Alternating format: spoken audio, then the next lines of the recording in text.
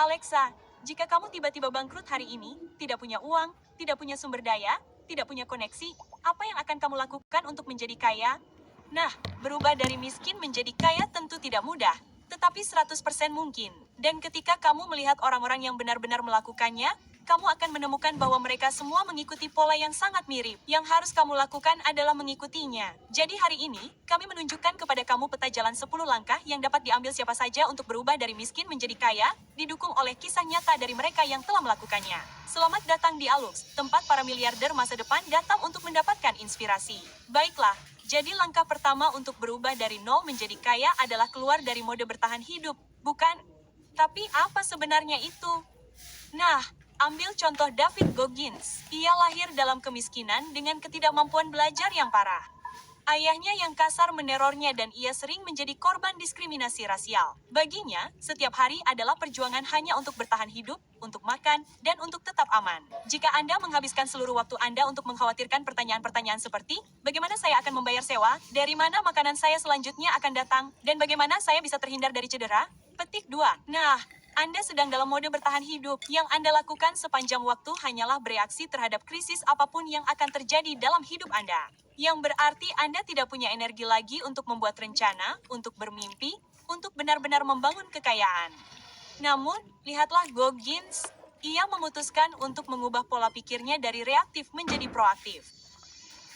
Baginya, ini berarti menghadapi trauma masa kecilnya, mengendalikan kesehatan fisiknya, membangun disiplin mental, dan melihat tantangan sebagai peluang, bukan ancaman. Sekarang, lihatlah dia, orang-orang menyebutnya sebagai pria terkuat di planet ini. Jadi, keluar dari mode bertahan hidup bukan hanya tentang uang, oke. Ini tentang memastikan otak Anda tidak selalu dalam mode fight or flight sehingga Anda dapat fokus pada gambaran yang lebih besar di sini. Bagi Anda, itu mungkin berarti pindah ke kota baru, menghentikan kebiasaan buruk, atau sekadar mengadopsi pola pikir baru. Setelah Anda bisa melakukan itu, Anda akhirnya bisa membuka pikiran Anda terhadap semua cara lain yang benar-benar dapat mengubah hidup Anda. Langkah kedua adalah bertanggung jawab atas segalanya. Sekarang, pada titik ini dalam perjalanan Anda tidak terus-menerus panik tentang sewa atau dari mana makanan Anda selanjutnya akan datang. Namun, disinilah kebanyakan orang jatuh ke dalam perangkap yang berbahaya. Mereka melarikan diri dari mode bertahan hidup hanya untuk terjebak dalam mode korban. Itulah sebabnya, langkah kedua adalah bertanggung jawab atas segalanya. Lihatlah J.K. Rowling. Pada titik terendahnya, dia adalah seorang ibu tunggal yang mengandalkan bantuan sosial, berjuang melawan depresi dan nyaris tidak bisa bertahan hidup. Hidupnya sangat kecil. Namun, disinilah segalanya berubah. Rowling berhenti menunggu. Dia berhenti berharap seseorang akan mengenali potensinya. Dan dia membuat keputusan untuk bertanggung jawab atas hidupnya dan menulis buku yang selalu dia impikan. Dia tidak punya kantor, jadi dia menulis di kafe sementara putrinya tidur siang. Dia tidak punya koneksi, jadi dia mengirim naskahnya ke puluhan penerbit. Dia tidak punya uang, tetapi dia punya cerita, dan dia tahu bahwa tugasnya adalah mewujudkannya. Seperti itulah tanggung jawab dalam kehidupan nyata. Tanggung jawab tidak mencolok atau glamor. Tanggung jawab juga tidak seksi. Tanggung jawab berarti, ini hidupku dan aku tidak akan menyerah.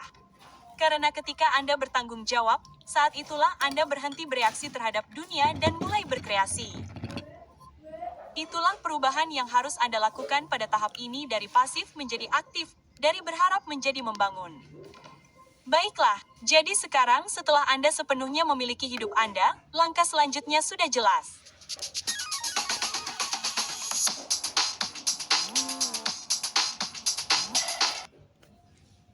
Jadi sekarang setelah Anda sepenuhnya memiliki hidup Anda, langkah selanjutnya sudah jelas. Tentukan dengan tepat apa yang Anda inginkan.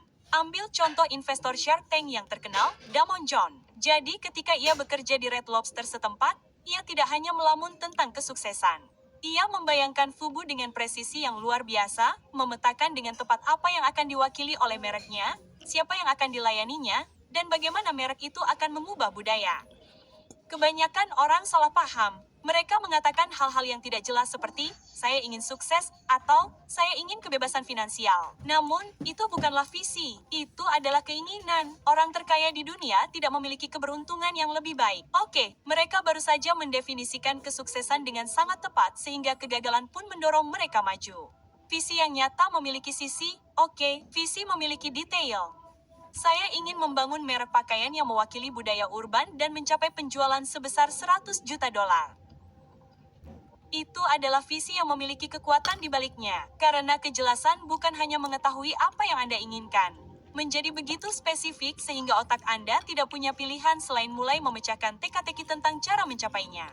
Dan tentu saja, itu berarti Anda selangkah lebih dekat untuk membangun kekayaan. Baiklah, saat Anda mencapai langkah keempat, inilah saatnya untuk mempelajari keterampilan yang berharga. Jadi sekarang Anda telah berhenti bereaksi terhadap kehidupan dan Anda telah mendefinisikan dengan tepat apa yang Anda inginkan darinya. Tetapi apa gunanya visi tanpa kemampuan untuk mengeksekusinya? Itulah mengapa langkah keempat adalah mempelajari keterampilan yang berharga itu. Ambil contoh Chris Gardner, pria yang hidupnya menginspirasi film The Pursuit of Happiness.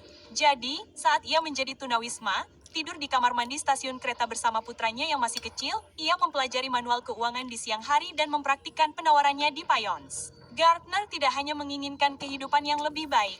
Ia berlatih keras untuk itu. Jadi, ketika ia akhirnya diberi kesempatan untuk menjadi pialang saham, ia sudah menjadi seseorang yang tidak dapat diabaikan oleh Wall Street. Kebanyakan orang tetap bangkrut karena mereka pikir menjadi bersemangat saja sudah cukup. Padahal tidak. Oke, mengatakan, saya ingin menjadi kaya, adalah sebuah fantasi. Namun mengatakan, saya akan menguasai keterampilan berpenghasilan tinggi yang memecahkan masalah nyata, itu adalah sebuah strategi. Jadi sekarang tanyakan pada diri Anda, keterampilan apa yang akan mengubah visi Anda menjadi kenyataan? Pengodean, penjualan, copywriting. Pilih satu, terobsesilah, kuasai, dan Anda tidak akan pernah takut miskin lagi. Dan Anda tahu, sejujurnya, ini adalah bagian terpenting dari seluruh perjalanan ini. Namun, mari kita bersikap realistis. Oke, membangun keterampilan berpenghasilan tinggi yang tepat tidak pernah semudah membaca buku, bukan? Anda tidak bisa hanya menonton 4 tutorial acak dan berharap menjadi ahli dalam hal apapun. Namun, kabar baiknya adalah Anda sudah memiliki semua yang Anda butuhkan di ujung jari Anda. Di Alux, kami memiliki misi untuk menciptakan sedikitnya 1000 jutawan baru melalui aplikasi Alux. Kami telah membantu beberapa orang mencapai tujuan tersebut, tetapi kami ingin membantu lebih banyak lagi. Jadi, untuk bulan April, kami menyiapkan tantangan kecil yang menyenangkan untuk Anda. Jika Anda ingin membangun keterampilan bernilai tinggi, memulai bisnis yang menguntungkan, dan membuka potensi penuh Anda, ini pasti untuk Anda karena kami ingin membantu Anda meluncurkan bisnis dalam 30 hari ke depan. Jadi, kami telah menyusun setumpuk pelajaran yang dipandu oleh para ahli yang dirancang untuk mencakup semua keterampilan penting yang Anda butuhkan untuk memulai bisnis Anda saat ini juga. Kami membayar para ahli kelas dunia untuk memandu Anda melalui seluruh perjalanan mulai dari memvalidasi ide bisnis Anda hingga membangun merek Anda dan menyiapkan sistem yang dapat diskalakan untuk membawa bisnis Anda ke tingkat berikutnya. Ini adalah kesempatan Anda untuk mengambil tindakan dan membangun kehidupan yang selalu Anda impikan, teman. Jadi, unduh aplikasi Alux hari ini. Pindai kode QR ini di layar dan Anda akan mendapatkan diskon 35% untuk keanggotaan bulanan sehingga Anda dapat mulai membangun kehidupan impian Anda di sini, sekarang juga. Jadi, bukan $29, tetapi $19 sebulan. Kami ingin membantu Anda membangun keterampilan yang akan membantu Anda membuka langkah selanjutnya dalam perjalanan ini. Namun, semuanya dimulai dengan berinvestasi dalam pendidikan Anda. Baiklah, jadi, setelah Anda memiliki keterampilan yang dapat Anda peroleh dengan langkah berikutnya, langkah kelima untuk menjadi kaya adalah mulai menabung dan mengelola uang Anda. Dan karena keterampilan yang telah Anda bangun, sekarang Anda punya uang, bukan? Namun, disinilah banyak orang jatuh dan hancur. Ambil contoh Shaquille O'Neal. Ia menghabiskan gaji pertamanya dari NBA untuk membeli mobil, perhiasan, dan hadiah mewah untuk keluarga dan teman-temannya. Suatu hari, ia berjalan ke bank dengan harapan melihat jutaan, hanya untuk menemukan bahwa ia telah menghabiskan hampir semuanya. Untungnya bagi Shaq, ini adalah peringatan. Setelah itu, ia mendidik dirinya sendiri secara finansial dan membangun sistem seperti transfer otomatis, akun investasi, dan tim keuangan untuk melindunginya dari dorongan hatinya. Saat ini, Shaq memiliki kekayaan lebih dari $400 juta, bukan hanya dari bola basket, tetapi juga dari disiplin yang mengubah keterampilan menjadi kekayaan abadi. Jadi, begitu Anda mendapatkan sedikit uang, carilah cara untuk menyimpannya sebanyak mungkin. Namun, sekali lagi, disinilah kebanyakan orang jatuh ke dalam perangkap. Begitu mereka mendapatkan pekerjaan atau karir, mereka terjebak di sana, menukar waktu mereka dengan uang dan tidak pernah berhasil meningkatkan pendapatan mereka. Itulah sebabnya langkah ke-6 dalam perjalanan Anda menuju kekayaan adalah melepaskan diri dari perangkap waktu demi uang. Hi guys, so if you are from Indonesia and if you want to work remotely and earn $1,000 a month or more, watch this video until the end. So I would like to introduce you to a virtual assistant profession. This is one of the most trending remote profession right now, where you can help your clients, entrepreneurs, or small business owners to do different tasks, such as admin tasks, email and calendar management, social media management, email marketing, and more. And you can learn all of that from scratch. And I'm here to show you how to become a successful virtual assistant. I would like to invite you to my free webinar where I'm going to share with you 5 steps that you need to take right now in order to become a successful virtual assistant. So click the link to join my free webinar right now. See you guys. Diri dari perangkap waktu demi uang. Warren Buffett memahami hal ini ketika ia baru berusia 15 tahun. Sementara remaja lainnya bekerja per jam, ia menempatkan mesin pinball di tempat pangkas rambut di sekitar kota untuk mengumpulkan uang receh sementara ia duduk di kelas. Itu bukan pekerjaan sampingan? Oke, itu adalah pelajaran pertamanya tentang prinsip yang akan membuatnya menjadi miliarder. Uang Anda harus bekerja lebih keras daripada Anda. Bagi Buffett, mesin pinball itu akhirnya menjadi saham. Saham-saham itu menjadi perusahaan, dan perusahaan-perusahaan itu menjadi kerajaan. Namun, prinsip intinya tetap tidak berubah. Ia membangun sistem yang membuat uang dan asetnya bekerja keras sementara ia berpikir, tidur, dan menjalani hidupnya. Bagi Anda saat ini, hal ini mungkin terlihat seperti meluncurkan produk digital, membangun toko daring dengan pemenuhan otomatis, atau mempekerjakan orang dan mendelegasikan sebagian bisnis Anda. Intinya, waktu Anda terbatas, oke, artinya Anda dapat bekerja lebih keras, bekerja lebih lama, mengembangkan keterampilan yang lebih baik, dan memperoleh lebih banyak penghasilan per jam. Namun, jika satu-satunya sumber penghasilan Anda adalah waktu, Anda akan selalu memiliki batas penghasilan yang ketat. Ditambah lagi, Anda akan menjual satu hal yang tidak dapat Anda beli kembali, waktu Anda. Jika Anda masih menukar jam dengan dolar, Anda tidak membangun kekayaan. Anda mempertahankannya. Jadi, tanyakan pada diri Anda sendiri bagian mana dari penghasilan Anda yang dapat diubah menjadi proses yang dapat diulang dan ditingkatkan. Mungkin dimulai dari yang kecil, tetapi begitu Anda memulainya, Anda akan menyadari bahwa Anda tidak lagi sekadar mengerjakan suatu pekerjaan. Anda sedang merancang sebuah mesin.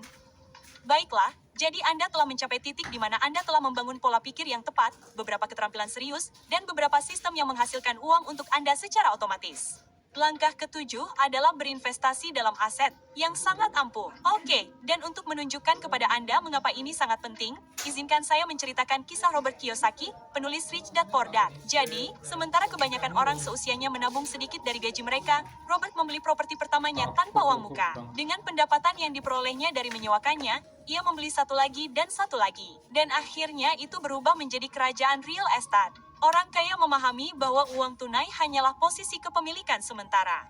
Permainan sebenarnya adalah mengubahnya menjadi aset yang menghasilkan pendapatan. Jadi berhentilah melihat dolar sebagai sesuatu yang dapat dipegang dan mulailah melihatnya sebagai benih untuk ditanam. Aset hadir dalam berbagai bentuk. Real estate yang menghasilkan pendapatan sewa, bisnis yang beroperasi tanpa keterlibatan harian Anda, dan saham yang tumbuh dari waktu ke waktu dan membayar dividen. Benang merahnya adalah semuanya menghasilkan nilai baik Anda bekerja atau tidak. Beginilah cara Anda meletakkan dasar untuk kekayaan generasi.